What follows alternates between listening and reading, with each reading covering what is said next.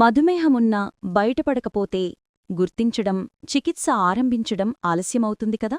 మగవారిలో glucose 6 phosphate డీహైడ్రోజినేజ్ అనే enzyme లోపం ఇలాంటి పనే చేస్తున్నట్టు యూనివర్సిటీ ఆఫ్ ఎక్సిటర్ అధ్యయనంలో వెల్లడైంది. ఇదో జన్యుపరమైన సమస్య, అలాగని అరుదైనదేమీ కాదు. ప్రపంచవ్యాప్తంగా 40 కోట్లకు పైగా మంది దీని బారిన పడ్డవారే. ముఖ్యంగా ఆఫ్రికా, ఆసియా, మధ్యప్రాచ్య, మధ్యధరా ప్రాంతాల్లో ఎక్కువ. G6PD లోపం మూలంగా లక్షలాది మందిలో టైప్ 2 మధుమేహాన్ని గుర్తించడం ఆలస్యమవుతుండటం గమనార్హం.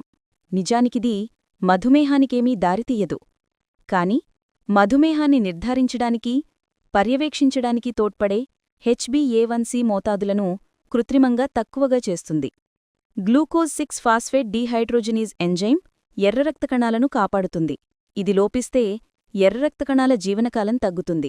దీంతో HbA1c మోతాదులు తక్కువగా ఉన్నట్టు కనిపిస్తుంది. మోతాదులు ఖచ్చితంగా తెలియవు. ఇలా డాక్టర్లను, రోగులను తప్పుదోవ పట్టిస్తుంది.